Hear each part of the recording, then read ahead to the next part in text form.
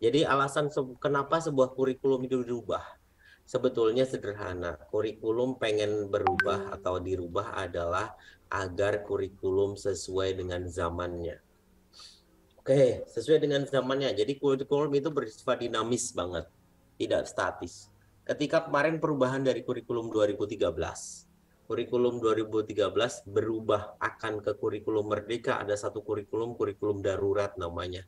Ketika ada COVID, ketika negeri ini atau dunia inilah, tidak negeri. Dunia ini terhantam COVID, sehingga semua orang harus berdamai dengan COVID, sehingga muncullah kurikulum COVID, kurikulum darurat.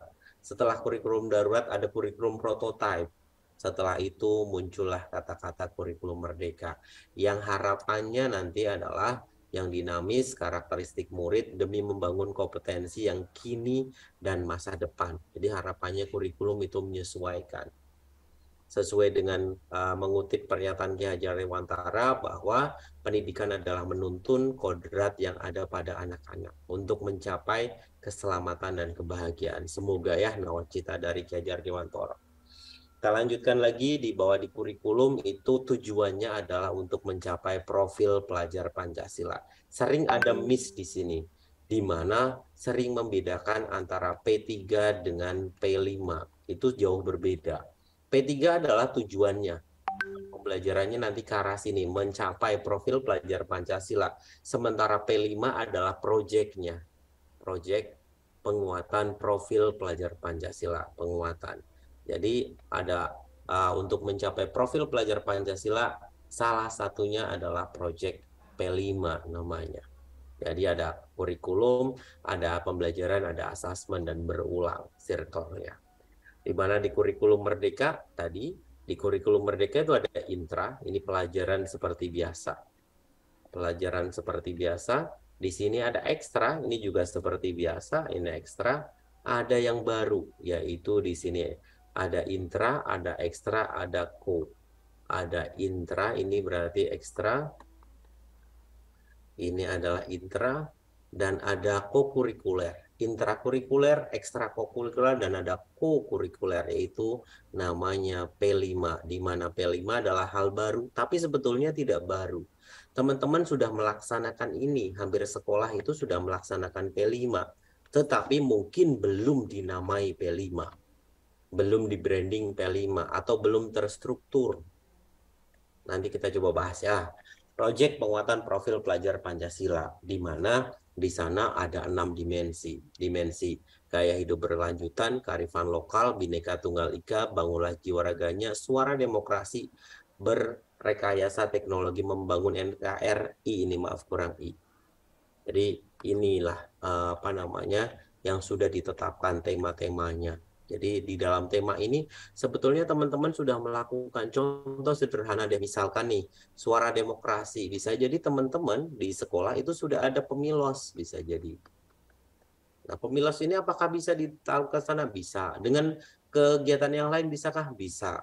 Mereka ya teknologi membangun NKRI bisa lagi. Bhinneka Tunggal Ika misalkan dengan apa? Dengan ada nanti isinya adalah bangunlah jiwa dan raganya. Ini juga bisa diisi dengan kegiatan-kegiatan misalkan kegiatan jalan sehat, misal saja ya jalan sehat, atau mungkin dengan kelas meeting misalkan.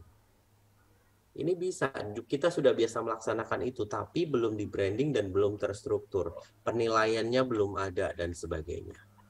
Struktur kurikulum merdeka salah satunya adalah asesmen. Asesmennya nanti akan cukup berbeda. Nanti akan saya sharingkan di kelasnya saya nanti best practice yang saya sudah lakukan. Ini kaitan dengan kurikulum merdeka, di sini tautannya sudah ada semua, kaitan tanya jawab kurikulum merdeka bisa akses di sini, kurikulum merdeka di sini juga ada, CP atau capaian pembelajaran revisi terakhir juga sudah ada, buku teks kurikulum merdeka juga sudah ada, dan seterusnya. Yang berwarna biru itu kalau diklik ini mengarahkan ke tautan-tautan yang ada. Modul ajar kalau diklik yang nanti larinya ke modul ajar dan sebagainya.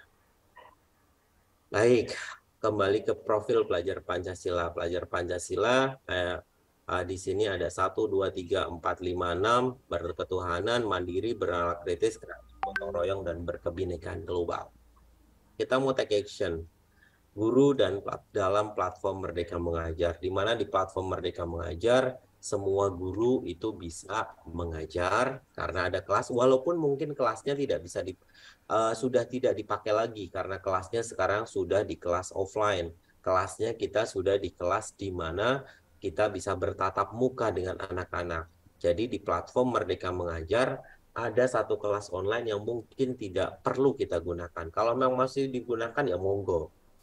Kita juga di sana bisa belajar karena di sana ada banyak pelatihan-pelatihan dan kita juga bisa berkarya. Bahkan kita bisa mengunggah bukti karya saya di dalam platform Merdeka Mengajar. Harapannya teman-teman semuanya sudah install platform Merdeka Mengajar di handphonenya teman-teman semua menggunakan akun belajar.id. Karena kalau tidak menggunakan akun itu tidak bisa ya, teman-teman yang belum punya akun belum bisa. Jadi belajar di sana ada pelatihan mandiri, ada video inspirasi juga dari teman-teman. Terus untuk bukti karya saya, kalau teman-teman mau berkarya, mau sharing, akan bisa dilihat oleh teman-teman sedunia. Tidak hanya teman-teman se-Indonesia, semua bisa melihat karyanya teman-teman. Yang ada di pelosok sekarang tidak ada lagi kesulitan untuk bagaimana menunjukkan karyanya, apa yang sudah dilakukan di kelas dan sebagainya. Saya lanjut lagi, jadi saya akan coba tunjukkan kemandirian sekolah di dalam kurikulum Merdeka. Jadi di dalam kurikulum Merdeka ada 3 tadi saya sampaikan. Ada intra yang isinya adalah pelajaran seperti biasa. Ada ekstra, ya ekstrakurikuler namanya.